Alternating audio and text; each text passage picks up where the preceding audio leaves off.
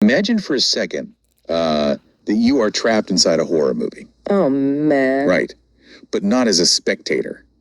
Not safely watching from your couch with a bowl of popcorn, but you are the actual unwilling star of the whole thing. And this isn't some 2-hour ordeal, you know. Yeah, try 12 years. Exactly, a 12-year sentence. 12 years where the director never yells cut, where the monsters do not just retreat when the sun comes up. Yeah. And where even sleep, which is like the one biological sanctuary we all rely on to regulate our sanity, offers absolutely zero escape. Sleep just becomes this entirely new, twisted theater for the nightmare. And honestly, the most terrifying part of this whole situation isn't even the monsters themselves. I mean, they are horrifying, but think about this.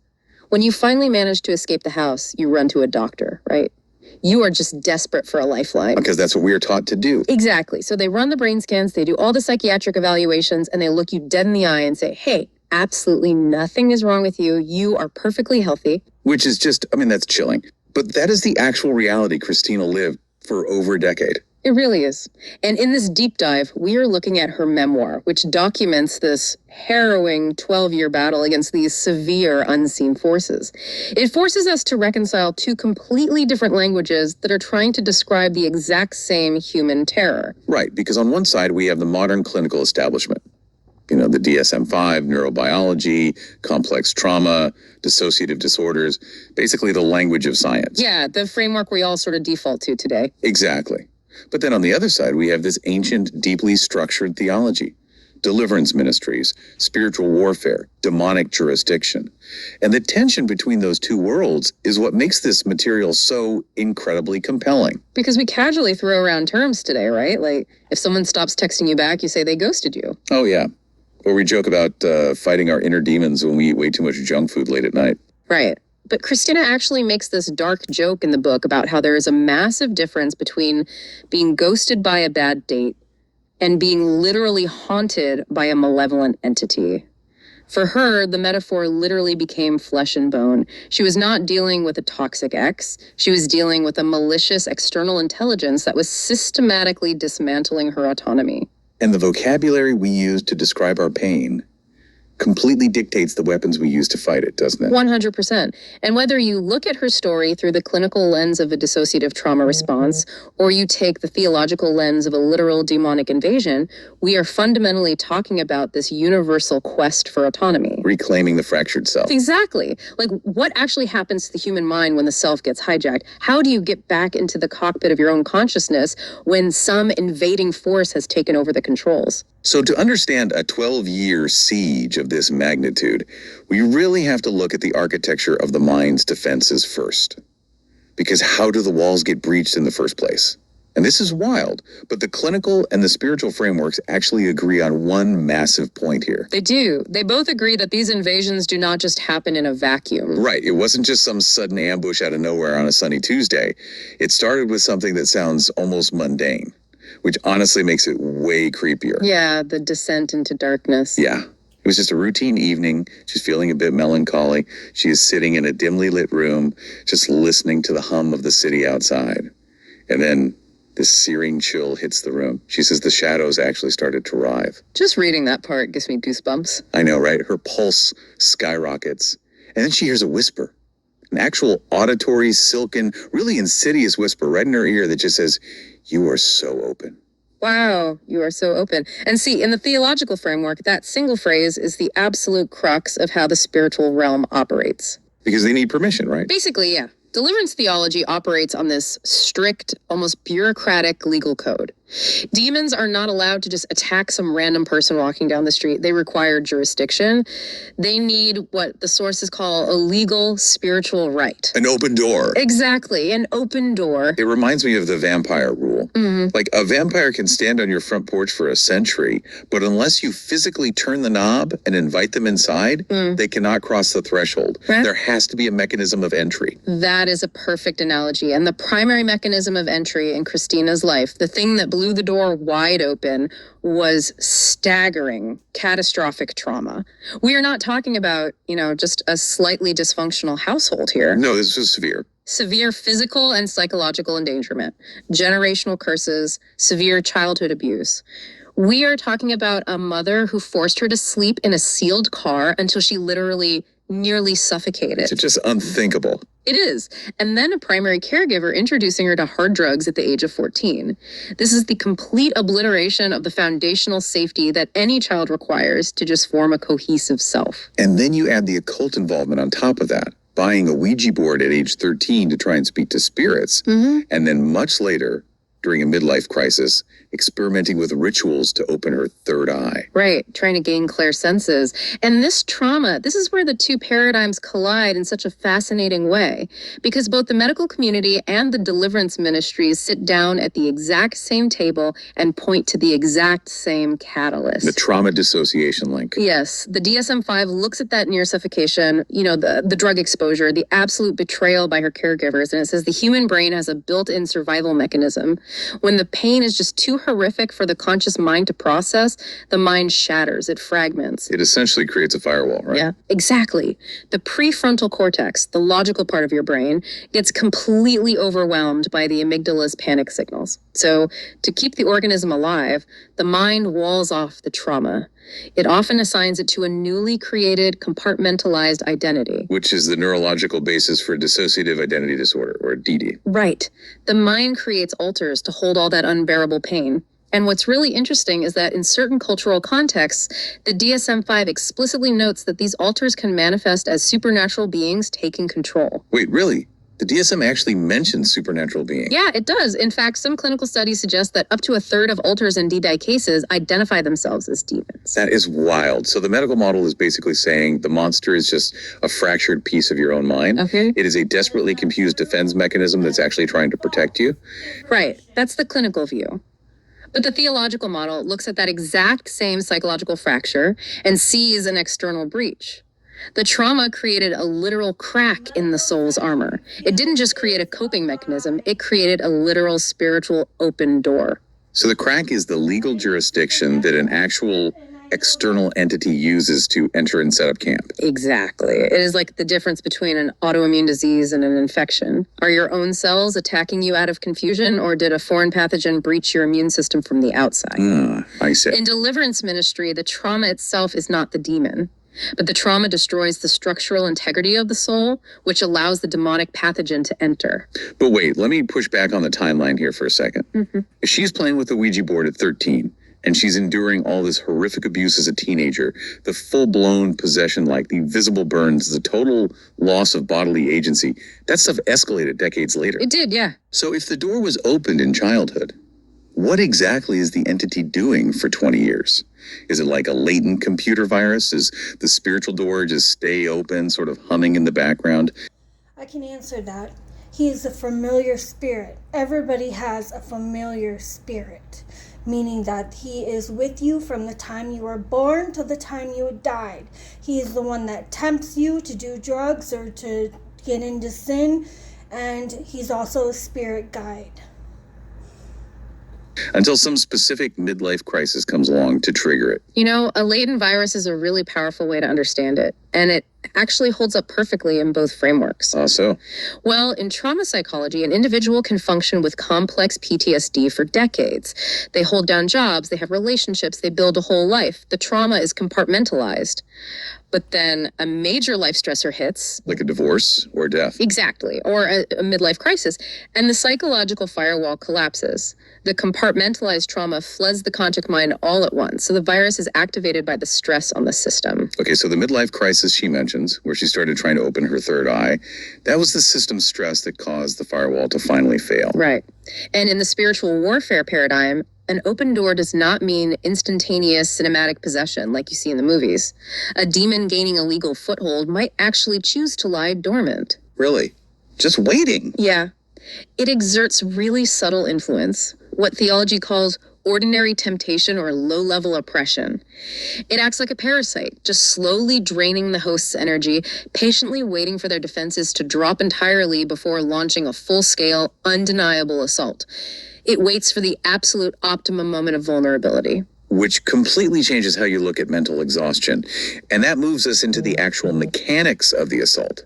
Because once that virus activates, once the parasite decides it's time to take the host entirely, the escalation is chillingly methodical. Methodical is the perfect word for it. It doesn't just start with head spinning and levitation, it follows a highly specific progression. Level 1 is infestation and oppression. Which is basically the germination phase. You get the whispers, phantom touches, sudden inexplicable drops in the room's temperature. It's the slow, deliberate fertilization of dread. Exactly. The entity is leaving this residue of anxiety anchored super deep in the victim's consciousness.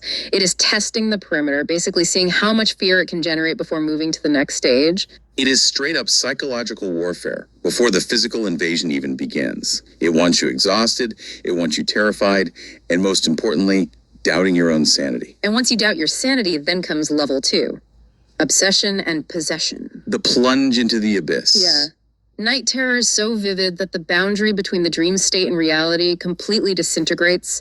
Physical attacks. She describes invisible claws leaving searing burns on her soul. This stage is really defined by a It was on my total, skin. terrifying loss of bodily agency. You essentially become a prisoner inside your own skin, just watching your hands move and your mouth speak without your consent. And this introduces what is probably the most devastating collateral damage of the whole affliction. This profound, suffocating isolation. I mean, the global statistics on mental health are already staggering, right? 264 million people This is not globally mental suffer from health. depression. It's a massive number. But within that massive demographic is this hidden subpopulation dealing with perceived spiritual possession. They're trapped in what anthropologists call the silent crisis. They stay silent because, think about it. The moment you walk into a modern clinic, sit down across from a psychiatrist with a clipboard and say, hi, a demon named Asmodeus is leaving invisible burns on my soul and trying. You do not talk to certain people about this type of thing. In the Bible, it says that unspiritual people do not understand spiritual things. It is like talking about a foreign subject to them that they don't completely understand at all. They think it is imaginary, that it is you, that it is something chemically imbalanced, and all of that are false information. It is a lie. I am a supernatural expert, and I have lived this experience with the supernatural, with fallen angels 24/7. I am a seer also. Anyways, let's get back to it. To seduce me, you know exactly what is going to happen. Oh, absolutely. You are going to be dismissed. You'll be heavily medicated, probably institutionalized, and completely stripped of whatever tiny bit of agency you have. Also, I have tried medication 4 or 5 times, and it made my demonic attacks completely worse. It is an open door because pharmakia means sorcery. The angels are the ones that make the medicine work, do its magic bidding, its magic working. And so he just had legal right to torment me even more. It didn't work because there's nothing wrong with me. Left. Your lived visceral experience gets instantly reduced to clinical jargon. Because the medical establishment, particularly since the Enlightenment, has undertaken this massive project of clinical translation.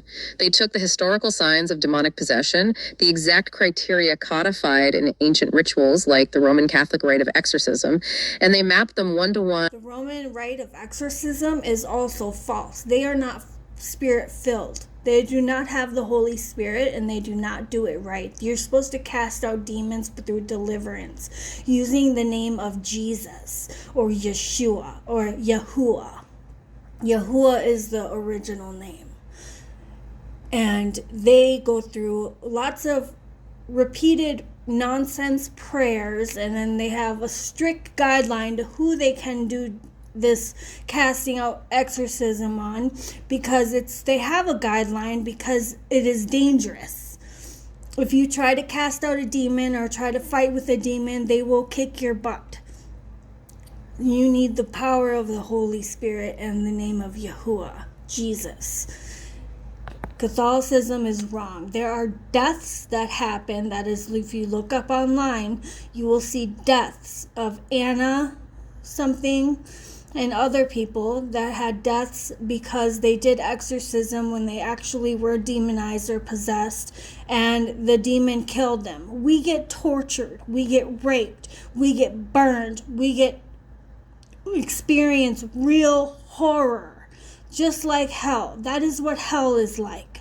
I visited hell, I know, and I've experienced it.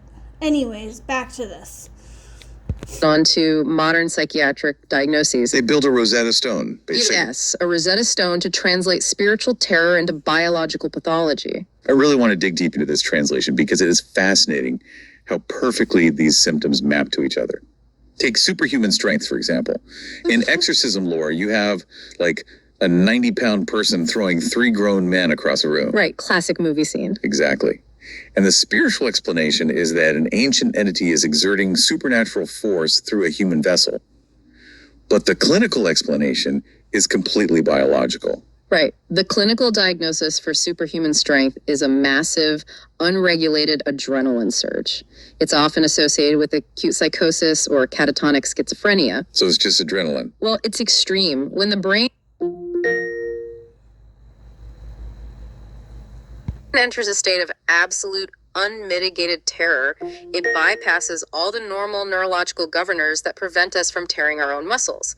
The muscles become rigidly locked, and the body can output force that seems literally impossible simply because it is no longer holding anything back to protect the joints or ligaments. The brain is basically sacrificing the body's future safety to survive the next 10 seconds. Okay, then you have xenoglossy. This is another huge movie trope. The possessed person suddenly speaking fluent Latin or Aramaic or some obscure ancient dialect they have literally never studied. One thing about possession is that you know secret things. I know secret things about the supernatural and about the spirit realm. Historically, this was the ironclad, undeniable proof of a demonic presence. Because how else could a farmer in the 16th century speak ancient Sumerian? It seems impossible, but modern psychiatry approaches xenoglossy through a few different avenues. Sometimes they categorize it as schizophrenic word salad or even severe Tourette's vocal tics that just sort of mimic the cadence of language. But the much more fascinating explanation is a neurological phenomenon called cryptomnesia. Cryptomnesia. That's essentially the brain plagiarizing its own memories, right? Basically, yes. Cryptomnesia occurs when the brain flawlessly recalls a forgotten memory, but it completely fails to tag it as a memory. Wait, how does that work? So a person might have overheard a television program in a foreign language when they were, say, 4 years old. Or maybe they glanced at a book in the library. The brain perfectly recorded those phonetic sounds. Then, decades later, during a severe dissociative episode, the brain retrieves that audio file and presents it as a newly generated fluent ability. Bypassing conscious memory entirely. Exactly. The patient truly believes they are speaking a new language. And to an observer, it is utterly terrifying.